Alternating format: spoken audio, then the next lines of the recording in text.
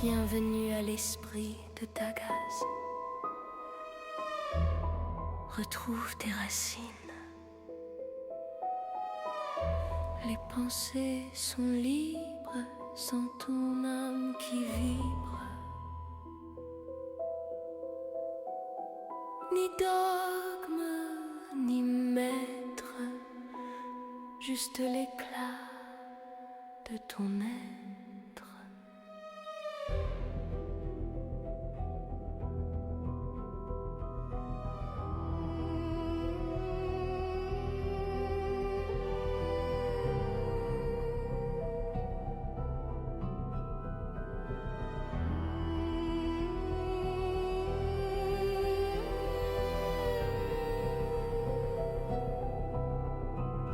Entends les coups frapper, l'au-delà te fait signe. C'est la médiumnité qui doucement se dessine entre monde des esprits et celui des vivants. Ludo devient le canal d'un message vibrant.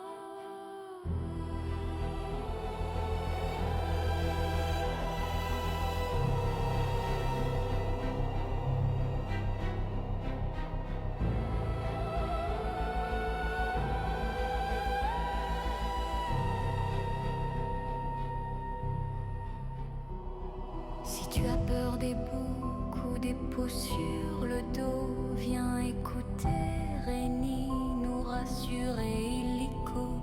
Mieux qu'une boule de cristal ou que Madame Irma, on explore l'invisible avec un bon script sous le bras.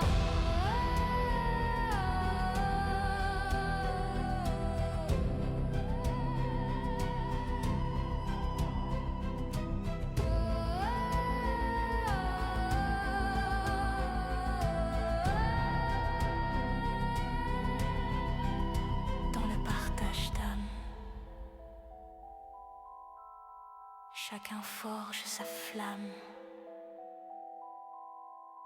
L'esprit de Dagaz. Le podcast. Bienvenue pour un nouvel épisode de l'Esprit de Dagaz. C'est encore à l'espace Midgard que nous sommes accueillis pour enregistrer cet épisode qui s'annonce, comment dire, spooky. Bref, à mes côtés se trouve notre cher Ludo. Bonjour. C'est moi qui dois dire bonjour Ludo, comment vas-tu? Bonjour Rainy, bonjour les auditrices et les auditeurs, je vais bien, merci. Et toi, comment ça va? Comment tu veux que ça aille? Moi je fais un beau script, tu n'arrives même pas à suivre le peu de trucs qu'il faut dire. Bon. Parce que je l'ai pas sous les yeux. Voilà, vous comprenez bien qu'on est de bonne humeur.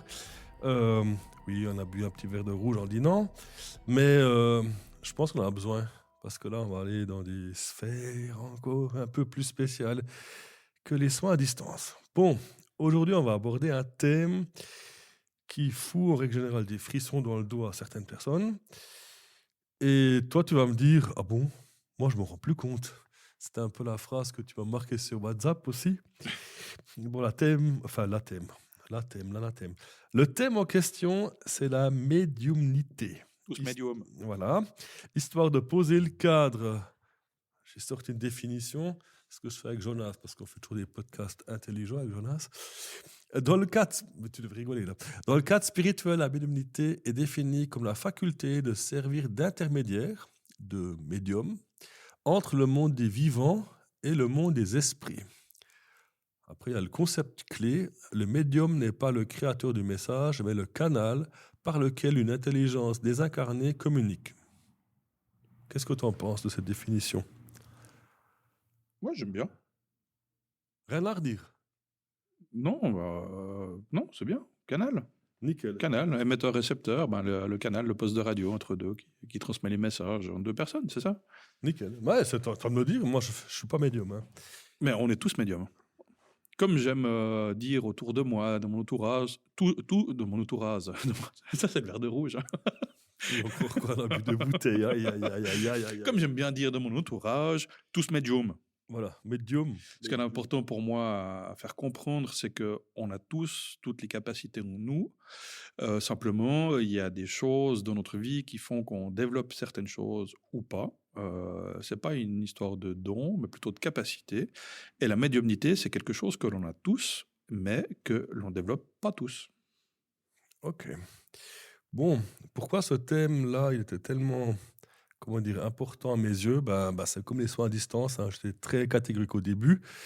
Euh, je n'étais jamais trop ouvert à la question. Puis, voilà, il y a le contraire qui s'est passé. Donc, euh, mon côté pragmatique, on a ramassé pour son grade. Hein. Donc, c'est un événement typtologique qui m'a soudainement ouvert tous les canaux récepteurs dès qu'on me parle du sujet. Maintenant, on va quand même briller en société.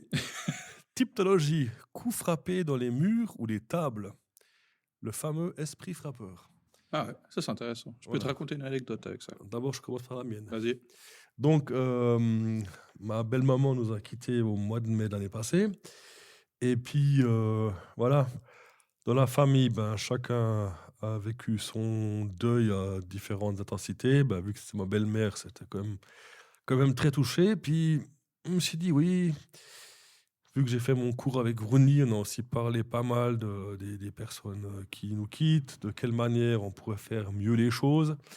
Et il y avait cette fameuse règle des 40 jours, entre guillemets, où il ne faudrait pas vider la maison, etc., pour laisser encore l'espace à l'esprit présent.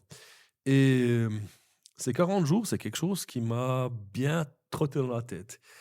Et un jour du mois de juin, le samedi, c'est en règle générale mon dimanche. Hein. Le samedi, c'est le premier jour où je débraye complètement, puis je dors des fois assez souvent jusqu'à midi. Hein. Vu qu'on n'a pas d'enfants qui nous réveillent, ça va. Et puis, à ce moment-là, j'ai rêvé, enfin, dans mon rêve, ma belle-mère m'est apparue. Et j'étais dans mon rêve, j'étais aussi couché dans mon lit. Et je l'ai vue au pied de mon lit. Et j'ai senti quelque chose qui m'a touché les pieds. Comme deux mains. Mais d'une façon bienveillante, c'est pas du style tiens, je te prends les pieds puis je te lâche plus. Donc non, c'était vraiment quelque chose de très très calme. Et j'ai trouvé ça, comment dire, assez émotionnel. Ça m'a bien remué. Et à un moment donné, je l'ai vu disparaître. Donc c'est un peu comme si quelque chose devient nébuleux, puis tout à coup je la voyais plus. Et c'est à ce moment-là que j'ai fait un saut de mon lit. Parce que ça a fait exactement comme ça.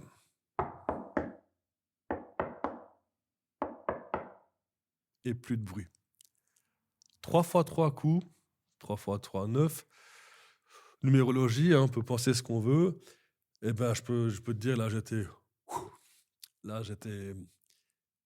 réveillé. D'ailleurs, je me suis levé après. Et c'était vraiment la première fois que j'avais une expérience aussi, comment dire, rêve et en même temps physique. Parce que j'ai senti le contact au pied. Et le bruit à côté de moi, c'était pas le lave-linge ou je sais pas, une machine à sécher le linge qui est en train de tourner avec une ceinture qui tape dedans. C'était vraiment quelque chose de très puissant. En tant que médium, qu'est-ce que tu en penses? Ouais, alors déjà, c'est toi qui me donnes l'étiquette de médium. Hein. Je suis pas convaincu que ça soit comme ça que ça se passe, mais je te remercie. Qu'est-ce que je voulais dire? Toutes mes condoléances pour le départ de cette personne qui t'est chère. Et puis, c'est clair que c'est des moments qui sont un peu suspendus dans le temps. Et puis, difficiles à vivre. Et puis, on a chacun un rythme différent dans les processus de deuil. Récemment, j'ai pu faire une expérience aussi, moi-même, assez similaire à la tienne, où j'ai quelqu'un de l'au-delà qui est venu me transmettre des messages que j'ai pu ressentir et tout ça. Donc, pour moi, ça devient vraiment compliqué de dire que le monde invisible n'existe pas, qu'on ne peut pas interagir avec. Dans les expériences que j'ai pu faire très récemment, tout au long de ma vie, etc., on a beaucoup parlé de médiumnité, de ressenti, d'expérience et de choses dans ce sens. Si on observe un peu les croyances autour de la planète, donc en dehors même en Europe, hein, il y a toujours ces croyances où les défunts nous entourent, même dans les Disney, dans les dessins animés, etc. Il y a plein de choses qui sont sur ce thème, la fête d'Halloween, Dia de la Muerte, etc. Donc en fin de compte, personnellement, je commence à avoir de la peine à comprendre les gens qui ne croient pas à l'importance du monde invisible autour de nous. On vit avec nos défunts. Ça, maintenant, j'en ai la certitude et j'en ai eu la confirmation début décembre. On vit avec nos défunts. Il y a toujours cette notion de voile, du voile entre les mondes qui nous empêche de pouvoir voir, mais par moment, il y a des endroits, ouais, pas des endroits, il y a des périodes et peut-être des endroits qui nous permettent de pouvoir voir un petit peu plus facilement à travers le monde. Et puis le monde, moi j'appelle ça le monde spirituel, le monde invisible qui nous entoure, les défunts, les guides, les anges, les licornes et tout ce que tu veux. Pour moi, ça appartient au monde spirituel. Et les interactions avec le monde spirituel se font de plus en plus. Donc voilà, tu prêches un convaincu. En fait, pour moi, le monde spirituel communique tout le temps. C'est simplement que parfois, les personnes ont de la peine à comprendre certains phénomènes ou ont besoin de messages. Et puis c'est là où le médium intervient. C'est pour faire la traduction entre le monde visible et invisible.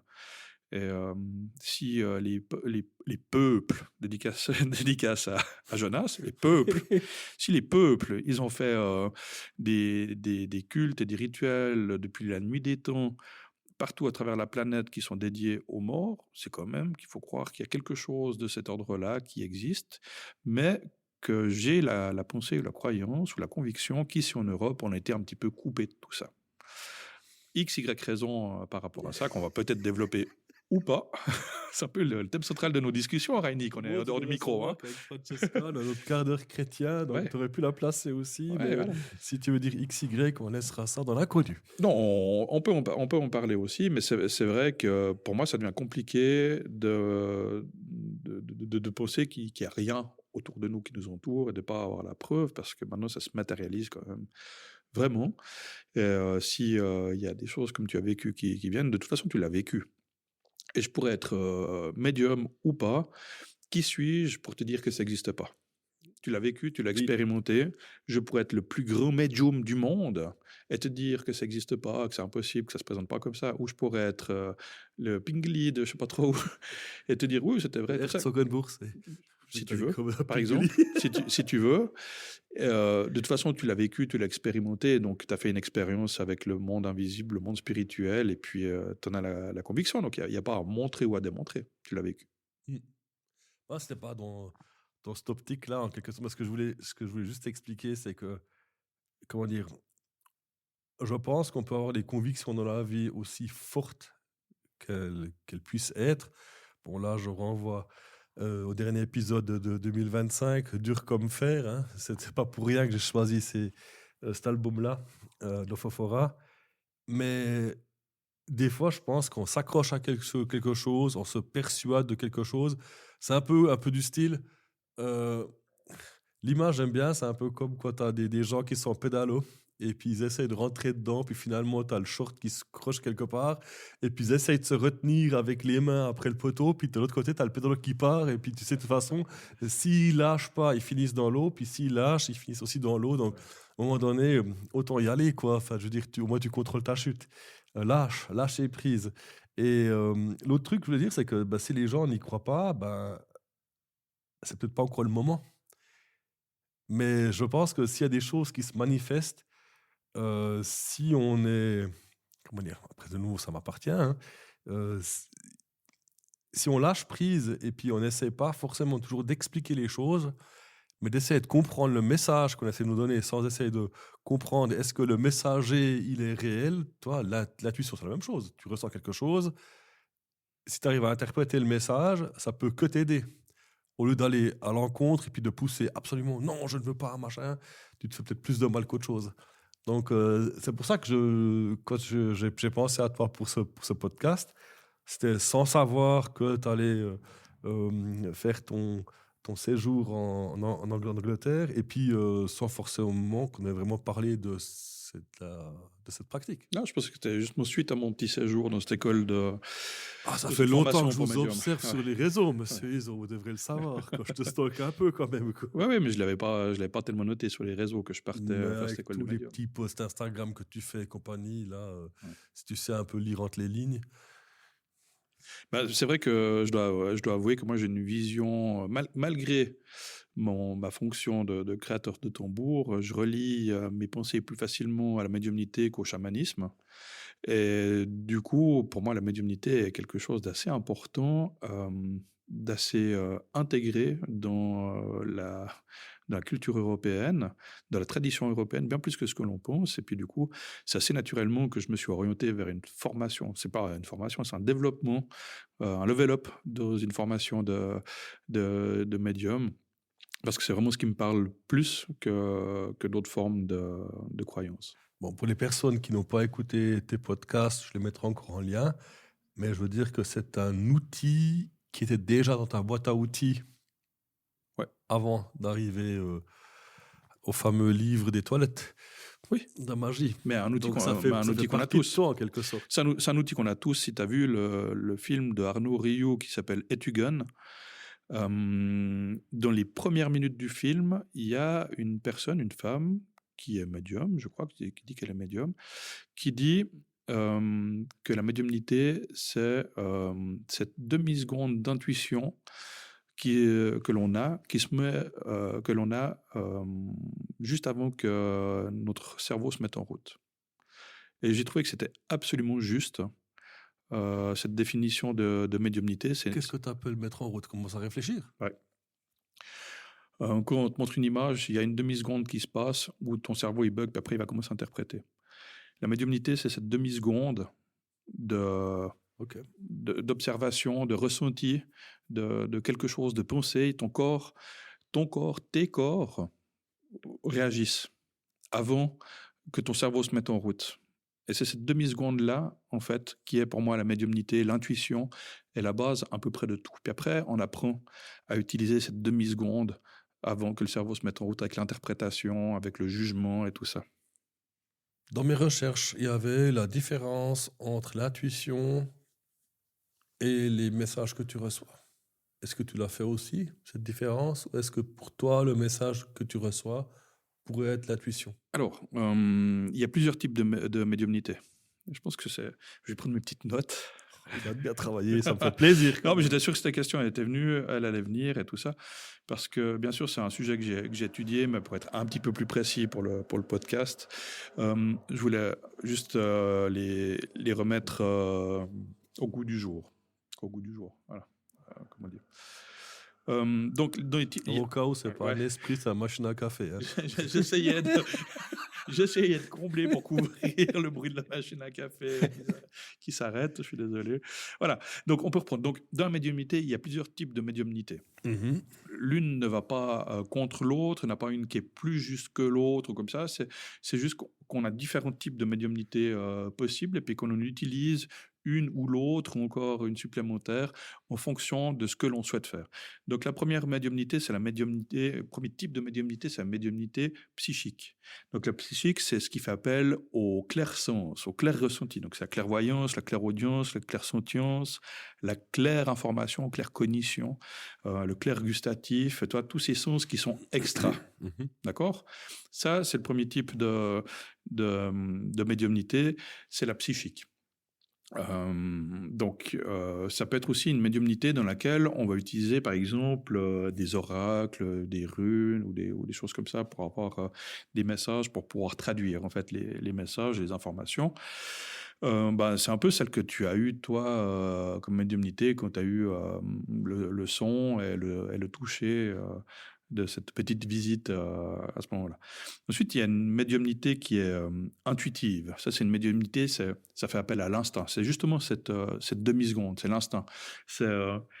Qu'est-ce qui fait que tu te retrouves dans une situation et puis que tu vas décider de faire face, de bloquer ou bien de faire demi-tour? C'est qu'à un moment donné, il y a quelque chose qui reste d'animal, un instinct, une intuition qui fait « ou ça, je le sens pas ». Ça, je le sens pas, ou cette personne-là, je la sens pas, cette intuition, cet endroit-là, je le sens pas, puis à un moment donné, tu vas prendre une décision, puis là, tu as le mental qui se met en route, puis qui va te dire comment faire. Donc, il y a une médiumnité qui est très animale, c'est la médiumnité qui est intuitive. Ensuite, tu as la médiumnité qui est inspirée. La médiumnité inspirée, ça peut être l'écriture automatique, ça peut être la musique ou les dessins inspirés. Tu vois, une musique qui te passe dans la tête. Pourquoi est-ce que tout d'un coup, on a des musiques dans la tête? Ça peut être une musique qu'on a entendue, mais qu'est-ce qui fait qu'à un moment donné, on a un air de musique qui vient dans notre tête? Ça peut arriver. Ben, c'est une typologie de médiumnité inspirée. Ou bien, tu vois, dans l'art inspiré, c'est peu décrit, mais dans l'art, il y a des gens qui ont une sensibilité, une médiumnité, puis qui vont se laisser diriger ou dessiner par quelque chose, qui vont dessiner des choses, c'est une inspiration. Et puis là, on va commencer à toucher la médiumnité de contact. Mhm. Parce que ça peut être une médiumnité qui est inspirée, mais par une canalisation, ou bien par un ressenti, ou bien qui peut être aussi inspirée par une entité, par un défunt qui nous entoure.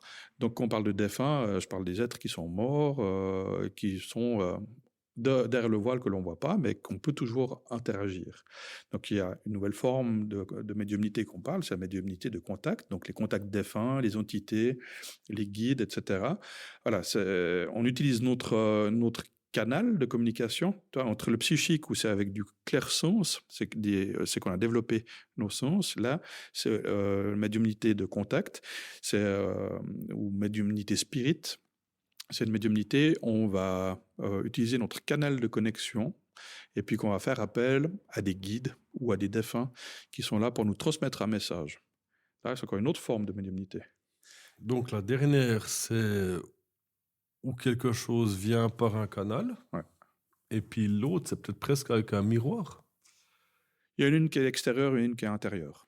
Mais Enfin, quand je dis miroir, c'est que quelque chose sort de chez nous puis est reflété par et puis capté par nos sens. ouais, psychique et spirit, c'est deux grandes différences. Enfin, je sais pas, j'ai cette image de miroir, c'est tac tac où tu reflètes quelque chose et puis Ouais, ça vient de la toi. formation qui te revient, le boomerang. Ouais. Voilà. La psychique, c'est vraiment l'histoire du boomerang. Tandis que la spirit, c'est tu fais appel à quelque chose du monde spirituel qui vient. Une canalisation d'une énergie, d'un défunt, de la source, une communication, Mais ça etc. peut aussi être, par exemple... Ça passe par le canal, en fait. Mais tu peux aussi recevoir une information par un canal où il y a une odeur, par exemple. C'est du clair gustatif. Ça, c'est Ouais. c'est psychique. Psychique. Psychique. Tu as la médiumnité de soins. Les soins énergétiques qu'on parlait avant, c'est aussi une forme de médiumnité avec le magnétisme, avec le reiki. C'est une canalisation d'une énergie que l'on transmet. Là, il n'y a pas le message, il y a l'information. Il y a l'énergie qui transite. C'est encore une autre forme. Et puis la dernière, c'est la médiumnité de trance. Où la médiumnité de trance, c'est une énergie, c'est un état modifié de conscience. C'est un moment où ta personnalité s'efface complètement et puis qu'il y a une perte partielle ou totale de notre contrôle, où c'est peut-être un défunt qui va parler à travers de nous. Donc c'est quelque chose qui est assez particulier, mais c'est qu'à un moment donné, le message va être transmis et puis la personne va perdre ses caractères, va perdre sa personnalité, et puis elle va changer de voix, de regard, de façon de se porter, etc. Ça, c'est une médiumnité de transe. Donc c'est celle qu'on voit souvent dans les films. Oui. En général, la tête, elle part en arrière et puis les yeux sont blancs. Exactement. Et la médiumnité physique aussi, ça c'est celle quand tu as des objets qui se déplacent, guéridon, table, les choses comme ça. Ou ça peut aller des fois plus loin. C'est celle qui est la plus spectaculaire, mais c'est celle qui est aussi le plus utilisée dans le charlatanisme. C'est celle qui est le plus décriée et tout ça, parce que tu vas faire bouger des objets, les gens ils vont toujours penser qu'il y a un truc derrière et tout ça. Donc, du coup, c'est une médiumnité qui est de moins en moins utilisée. Les médiums physiques sont en train de disparaître parce que justement, les gens ne sont pas prêts à croire à ce genre de choses, et puis ils vont toujours croire qu'il y a un truc et tout ça, alors qu'on fait pas appel au médium, qu'on fait pas appel au monde spirituel de la même façon. C'est une médiumnité que j'ai expérimentée au mois de décembre, justement, que j'ai trouvé vraiment très intéressant parce que j'y croyais pas personnellement, et là je peux pas nier que la médiumnité physique, elle existe. Ok. Donc ça veut dire que j'ai vu bouger des objets. Hein. Ouais, j'ai vu ton regard, c'est bon. Ok, donc là, on a fait un petit peu le tour. On a dégrossi un peu les différents types. Il y en a beaucoup, hein. Ouais. Puis toi, tu te situes où là-dedans? C'est pas que je me situe où. C'est comme si tu me demandais dans ta boîte à outils, tu te situes plutôt tournevis ou marteau? Oh, bah, je peux te dire, est-ce que tu es plutôt hockey sur glace, hockey sur gazon, uni-hockey ou bungee? C'est Ben, toi avec une balle puis une canne. en hiver, j'aime bien faire du hockey sur glace. Et T'es un puis, sportif, quoi. voilà. Mais c'est ça, en fait. C'est que tout dépend de la chose, de l'outil que j'ai besoin. Ok. Je vais utiliser Ouais, une donc forme t'as de pas un médiumnité canal que ou tu une autre. préfères parce que tu l'aimes bien celui-là et puis. Alors, j'ai des préférences, comme tu peux préférer le hockey sur glace que le hockey sur gazon. La médiumnité qui est la plus facile pour moi, c'est la psychique. D'ailleurs, c'est celle où la majorité des gens est. C'est la médiumnité psychique, c'est celle qu'on découvre en premier.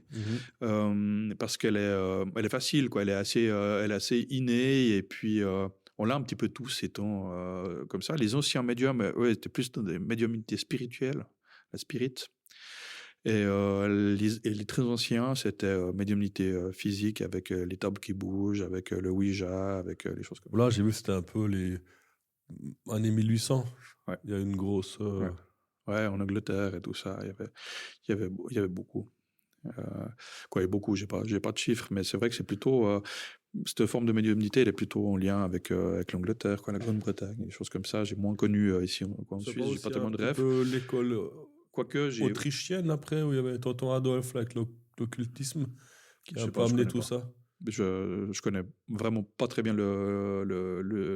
l'origine et les sources de tout ça, parce que c'est une des grandes baffes que je me suis ramassé dans la médiumnité, grande baffe, grande claque, quand j'ai vu que ça existait, que c'était possible. C'était vraiment une découverte, et c'était justement ce que je te disais, une de mes claques spirituelles, c'est que moi j'associais ça personnellement, j'étais assez convaincu qu'on pouvait avoir des interactions avec le monde invisible, à 98%, 90%, mais de l'avoir vu, expérimenté, donc fait moi-même aussi déplacer les objets, participer au déplacement d'objets, ça m'a amené les derniers pourcents que j'avais de ce côté-là, que ça ne peut pas exister. Voilà, comme toi avant tu l'as expérimenté, moi je l'ai expérimenté, j'ai pu le même reproduire à 2 jours de différence, 2 jours de suite. Donc voilà, c'était très intense. Donc, c'est une médiumnité que je découvre. Donc, c'est pour ça que je n'ai pas les réponses pour te dire les sources, parce que je n'ai pas encore observé. Voilà. Les sources que je voulais dire avant, c'est que en Autriche, il y avait la fameuse Thule-Gemeinschaft. C'était toute l'équipe qui a amené le côté un peu sombre de la période nationale-socialiste allemande. Et puis, justement, ça correspond un peu à cette période de 1800, fin des années 1800, début des années 1900, où c'était un petit peu, c'est la mode un peu dans les salons de faire un peu ces expériences. Donc, ce qui est important de préciser, c'est que dans le monde de la médiumnité, qui peut le bien peut le mal. Et inversement. Ouais. Donc, effectivement, les médiumnités physiques, Ouija, table et tout ça, c'est souvent connu pour son aspect sombre. Mais ça peut être aussi pratiqué dans un aspect lumineux. Ok. Waouh, c'était déjà non, mais c'était une belle entrée en matière, parce que vu que le sujet est tellement vaste, ça pouvait pas être une entrée très précise. Ouais. Je pense que là, on a fait un peu le tour. Quand je dis on a fait le tour, c'est qu'on a vraiment passé par-dessus. Il y a encore quelques couches de poussière à enlever si on veut rentrer vraiment dans le détail. C'est un sujet vaste. Oui, c'est tellement vaste. Mais si on en revient à ton histoire personnelle, donc tu avais les esprits ou quoi que ce soit qui passaient dans la fenêtre, dans la grande tour à Puydou. Bon, ça c'était quelque chose que tu n'avais aucun contrôle dessus, quoi. Ça se passait et puis ça te faisait peur. Oui. Puis après, maintenant, je te vois devant moi, tu en parles calmement. Donc, il y a eu des étapes là entre. Oui, 30 ans de différence. Ouais, 30 ans, même presque 40 ans d'évolution. Où je veux en venir d'un phénomène à ce moment-là qui était peut-être inexplicable à maintenant où tu fonctionnes comme canal et tu peux aider les gens. Formulé juste. Les gens, c'est d'eux-mêmes, mais oui, on peut. Mais si tu fais faire office de canal, et puis. Mais maintenant, si maintenant je te dis, est-ce que tu pourrais faire quelque chose pour que je puisse communiquer avec ma grand-mère? Oui, c'est possible. Soit au travers de moi, soit en te formant toi. Oui, mais maintenant on parle de toi, pas de moi. Ce que je voulais dire, c'est que toi, tu peux officier comme canal. Ou est-ce que tu. Enfin, maintenant, on arrive ce qui est Il y a quelque chose de compliqué. maintenant, je m'adresse aux personnes qui écoutent. Là, il est chiant parce que je ne pose pas de questions précises et puis il fait un peu du style, il évite tout. Et où je veux en venir, c'est que ta pratique maintenant, est-ce que c'est comme un soin à distance que tu proposes ou est-ce que tu n'as pas encore de service direct à proposer ou est-ce que tu le proposes déjà? Alors là, c'est très... Mais non, Frontal, c'est carré frontal. c'est carré Tu me frontal. fais chier, je t'emmerde maintenant. Non, en toute franchise, jusque-là, je le présentais d'une manière un peu déguisée dans mes activités, au travers de l'augure, au travers de certaines choses. Et parce que c'est difficile de se présenter comme médium, d'assumer cette étiquette ou cette fonction. Et puis en même temps, c'est tellement connoté que ça me posait problème. Et ça fait toujours appel à mon cheminement personnel, à mes questions. Parce que quand on dit t'es médium, puis tu vois la boule de cristal, et puis le professeur Tournesol, ou je sais pas, non, mais tu vois la boule de cristal, tu vois le tarot, la diseuse de bonne aventure et tout ça. Oui, c'est aussi des médiums, mais c'est pas des archétypes vers lesquels je peux m'illustrer, quoi. Ça me parle pas trop, parce que pour moi, ma médiumnité, ma sensibilité, mes ressentis, ma voyance ou ma guidance, elle est pas comme ça. Donc c'est... Juste Oui. interrompre, parce que les gens ne me voient pas sourire, mais je suis en train de me fendre la gueule derrière moi, parce que je veux juste vous rappeler ce qu'il vient de dire. Hein. Il vient de décrire Madame Irma avec la boule de cristal. Je vois aussi, tu rentres un peu bourré, comme quand j'avais 20 ans, puis tu allumes et tu tombais sur FR3, puis tout à coup, il y avait Madame Bonaventure, Ah genre, avec un de ces clichés PowerPoint derrière, avec un soleil, Ouais. etc. Là, tu es en train de décrire quelque chose qui, personnellement, ne me fait pas peur. Mais par contre, quand je pense à ton attirail avec tes peaux de bête, et puis avec ta petite tente, avec le voile noir dessus, puis quand tu arrives dedans, tu as les bougies, puis la tête de bouc. Là, franchement, c'était plus impressionnant. Et tu vas me dire, non, je ne tends pas vers... J'avais pas de boule de cristal. Non, mais t'avais tout le reste. T'avais le corbeau, t'avais la tête de bouc. Là, moi, franchement, en tant que personne, je serais plus facilement allé voir Madame Irma. Tiens, 50 balles, raconte-moi quelque chose, que d'aller voir toi. Courage. Non, mais maintenant, à 50 ans, je pense différemment. Mais je veux dire, c'était... comme t'en parlais là, c'était presque du style... ouais, ça faisait plus peur, mais tu faisais plutôt peur dans ta façon d'être pour une augure. C'est pas que ça fait... Alors, pour moi, c'est pas que ça fait plus peur, c'est que c'est plus réaliste avec ma façon de voir les choses, même si j'ai pas besoin de tout ça pour pouvoir avoir ma médiumnité. C'est de la mise en condition, en fait, que l'on fait à chaque fois. Et puis, de nouveau, c'est comme on parlait dans l'autre podcast, on attire ce que l'on rayonne. Mhm. Il y a des personnes qui vont être effrayées par les crânes de bouc et par les corbeaux, puis il y en a d'autres que ça va parler. Je fais que d'ouvrir des portes, et les personnes y rentrent ou pas. Mais souvent, les peurs viennent des films. Oui, bien sûr, bien sûr. Mais c'est propre à chacun, quoi. C'est la responsabilité individuelle. Et moi, personnellement, je ferais pas plus confiance. Ça ne veut pas dire que les autres ne font pas du bon travail. C'est que moi, je me sens plus inspiré par quelqu'un qui a ça va être un peu bizarre, mais attends, je vais le dire dans l'autre sens.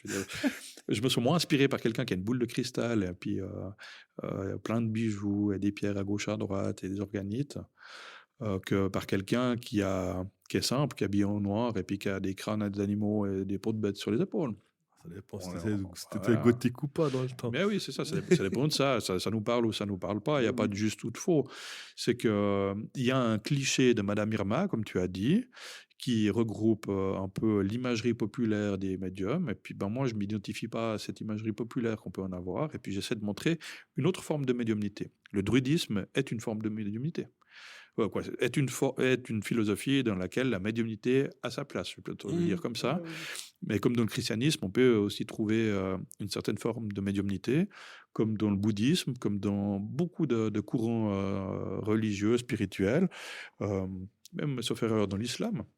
Je connais pas assez bien, donc je vais pas m'aventurer là-dessus, mais j'en ai discuté il y a quelques temps avec quelqu'un qui me disait aussi ah non, c'était avec les anges. Là, je confonds un petit peu.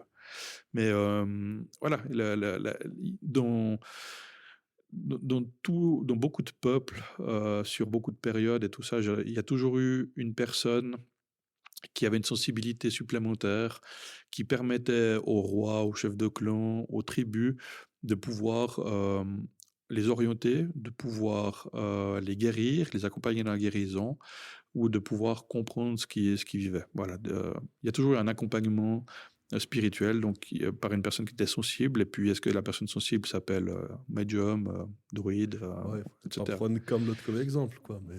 Non, il ne faut pas prendre Camelot ou Astérix comme exemple, mais il y a toujours eu une personne qui était un petit peu plus sensible, qui permettait de pouvoir orienter les personnes qui devaient prendre des décisions et faire le lien à l'époque entre les dieux et les hommes, par exemple. Un canal de communication. Voilà.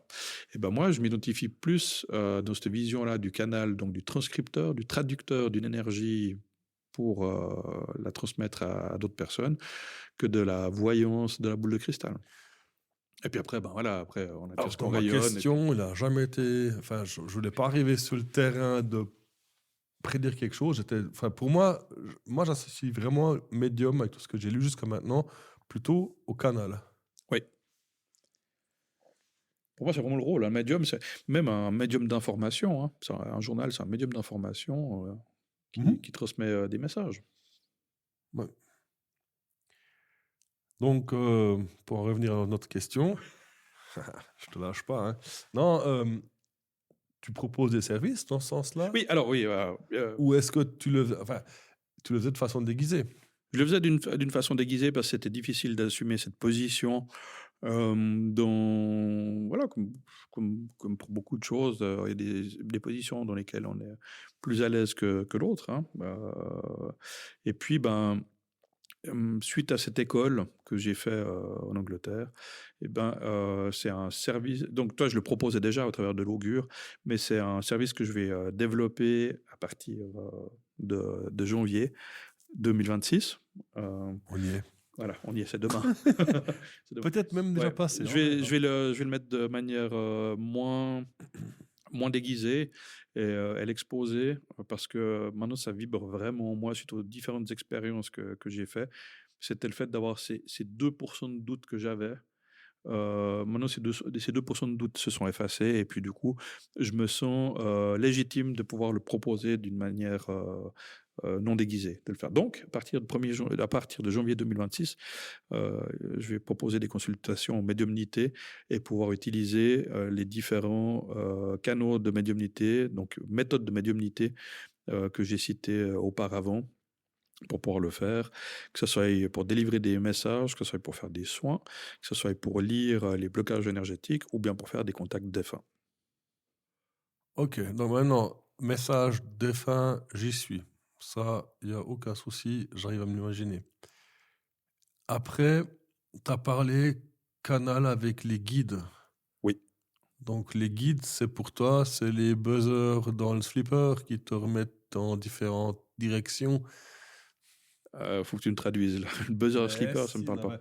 C'est celui qui fait tic tic, et puis tu as la boule qui tape contre, puis elle part dans l'autre sens. Ou un déflecteur, ou pour nous mettre dans une autre direction, dans notre chemin. Ou... Ça, c'est un concept spirituel, les guides. C'est-à-dire que chaque personne dans le monde invisible aurait entre 1 et 3 personnes qui les accompagnent. Bon, juste pour rigoler, j'ai vu un post sur Instagram l'autre jour, il y avait une qui avait dit « On a tous 9 guides minimum et ça peut aller jusqu'à 15 ». J'adore ces chiffres, quoi. Oui, c'est possible. Non, mais il n'y a pas d'absolu, mais ce que l'on sait, c'est qu'il y a au moins un. Voilà. Il y a au moins. Principe que ça existe. On part du principe que ça existe. Alors, c'est comme dans tout, il faut être d'accord avec le concept pour pouvoir l'appliquer. On part dans le principe qu'il y a une intelligence dans le monde spirituel qui nous accompagne. Peu importe le nom que l'on donne, peu importe la forme qu'on lui donne et les croyances et tout ça, si on est d'accord de partir dans la croyance qu'il y a au moins une personne dans le monde spirituel qui nous accompagne, eh bien, il y a possibilité de pouvoir interagir avec, que cette personne aime nous accompagner et nous aider dans notre quotidien, mais on peut l'appeler l'ange gardien aussi, bêtement, si ça fait un peu moins Non, peur. on veut pas. On peut l'appeler Dieu, on peut l'appeler tout ce qu'on veut. Mais il y a une interaction qui est possible. Et du coup, Bon, après, là, tu parles de nouveau sur du polythéisme, parce que si chacun a son guide, c'est son Dieu, ça veut dire qu'il y en a plusieurs des dieux. Oui, c'est un problème. Non, pas pour moi. Ouais. Pour nous, pas. Non, parce que ce qui est important de dire quand on est monothéiste, c'est que si on reconnaît l'existence d'un deuxième Dieu, c'est-à-dire qu'on est polythéiste. C'était justement Voilà. là où je voulais en venir. C'est vraiment le truc, c'est qu'à un moment donné, on peut être monothéiste, mais si on dit que c'est mon Dieu qui est le meilleur, c'est-à-dire qu'on reconnaît l'existence d'un deuxième, donc du coup, on est polythéiste. Voilà. Comme Ça, c'est les fait. Égyptiens, les Romains, les Grecs, les Scandinaves, et à peu près tout le monde, on est polythéiste. Enfin bref, je ne vais pas me mettre...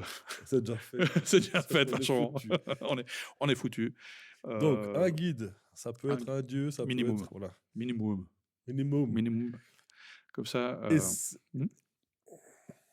maintenant, tu sais que j'aime bien partir dans tous les sens. L'autre soir, j'ai réfléchi et puis je me dis, OK, on a notre guide. On a notre Fuglia, c'est notre animal totem. Après, dans ma croyance, après, on a ce que je ne sais plus le nom, mais on a des animaux médecine. C'est une croyance qui viennent ponctuellement dans notre vie pour nous remettre sur différents chemins. Ensuite, on a, dans certaines croyances, on a ce fameux guide qui nous suit partout. Toi, tu disais qu'il était dans une autre sphère. Si on se base sur le druidisme, non, il est de notre sphère à nous, ici, de notre cercle. Si on se base sur d'autres traditions, il est ailleurs. Ça c'est vraiment propre à chacun, sa représentation. Si on mettrait un nom à toute cette équipe-là, ça serait nos guides. Non. Oui, non. Non, mais je veux venir, c'est que là, je suis en train de mélanger différentes spiritualités, on va dire. Parce que les Indiens avec leurs animaux médecine. Après, Fuglia, c'est typiquement nordique. Et puis, on dit qu'il y a ton animal qui te suit depuis la naissance. Puis la Fuglia, c'est un animal que tu découvres plus tard, qui t'accompagne, qui se révèle à certains moments. Donc, toutes ces croyances, je veux dire, à un moment donné, sont construites. Voilà, c'est la façon dans laquelle les gens ont peut-être pu expliquer les choses. Est-ce qu'on peut ramener ça au guide pour trouver un langage ou un vocabulaire commun? Exprime-toi. Ça peut être faux, c'est un point de vue. Non, c'est pas juste ou faux. Je pense qu'il y a une intelligence du monde spirituel qui prend la forme de façon à ce que la personne qui souhaite s'y connecter puisse le comprendre. Donc, si pour toi, ton guide spirituel prend la forme d'un jaguar, d'une girafe ou d'un scarabée, c'est fait en sorte que pour toi, le message puisse être transmis, que tu puisses comprendre et interagir avec. Donc, chez des gens, l'intelligence du monde spirituel va prendre la forme d'un animal. Chez d'autres, ça peut être d'une licorne et d'un elfe. Chez d'autres personnes, ça peut être la forme d'ange. Voilà, ce qui compte, c'est pas qui a juste ou qui a raison, c'est de pouvoir reconnaître le monde spirituel d'une façon qui nous parle. Mais on parle exactement tous de la même chose, que ce soit dans le chamanisme, dans le féerique, dans le druidisme, dans la culture scandinave et chez les Grecs. C'est ça l'intelligence du monde spirituel, c'est de réussir à prendre forme de façon à ce que leur présence et leur message puissent être compris. Donc, c'est des guides. Pas forcément. Explique la différence. Tu vois, le guide ferait plutôt appel à maître ascensionné, donc des personnes qui appartiendraient à un second cercle ou à autre chose, ça dépend. Mais nos défunts peuvent devenir aussi nos guides par moment. Donc, Oui. c'est l'intelligence du monde spirituel. C'est ça qui est compliqué à comprendre, c'est que c'est pas l'un ou l'autre. C'est les deux, voire encore quelque chose d'autre de supplémentaire. De répondre oui par non, c'est oui ou non, c'est trop compliqué. C'est oui, oui mais non. Il y a un monde spirituel qui est à disposition autour de nous pour pouvoir nous accompagner dans notre quotidien et faire nos apprentissages. Après, savoir si c'est le guide, si c'est le défunt peut interagir par moment. Après, on peut partir dans du transgénérationnel, ça Mais là, dépend. le défunt, s'il agit, c'est qu'il essaie de nous guider d'une manière ou d'une autre. Mais pas forcément, parce que le défunt peut aussi te transmettre un message, juste te dire que ça va bien, par exemple. Oui, mais ça peut aussi être une guidance. Mais ça peut être aussi une guidance, ouais. Parce que chaque message est une information. Ouais. Plus tu as d'informations, plus tu as de savoir, de connaissances, plus tu peux me choisir ton chemin. Oui. Ou simplement d'être bien. Voilà. L'interaction avec le monde spirituel.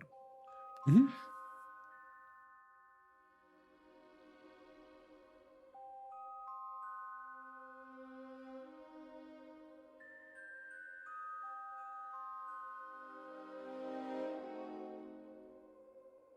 L'aube se lève sur l'ombre qui s'efface.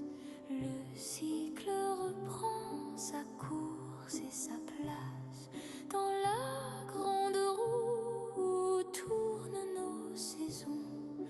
Petits ou grands, nous suivons l'horizon.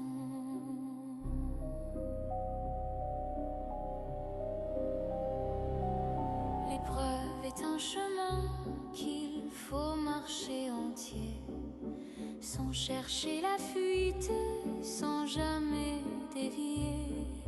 Le temps que l'on gagne par des raccourcis se paye au centuple au soir du récit.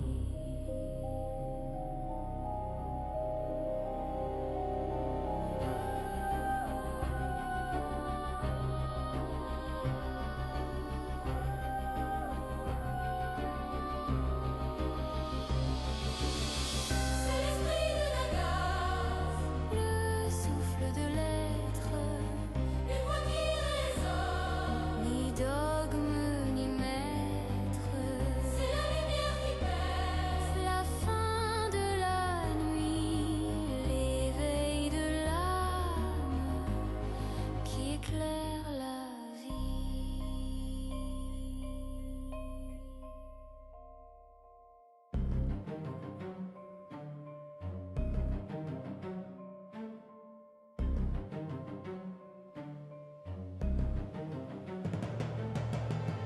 Ma vérité n'est pas celle de mon frère.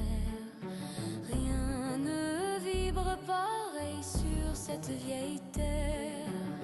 C'est différent, c'est notre or, notre chance, qu'on partage au sien comme une belle alliance. Liberté chérie, tu es responsabilité. Cultivons ce jardin pour plus de clarté, en renforçant nos racines fortes et profondes. Nous tiendrons debout sous l'orage qui gronde.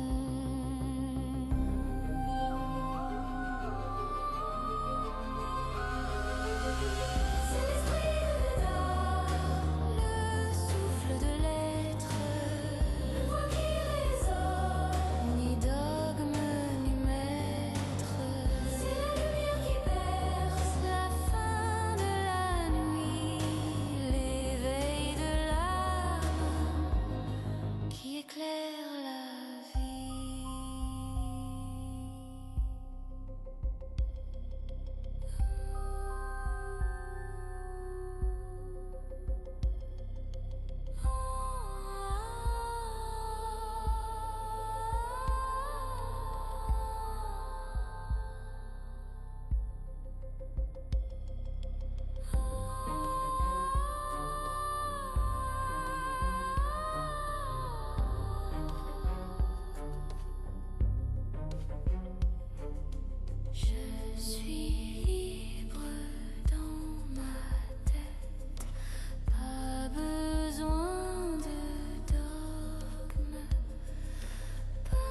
besoin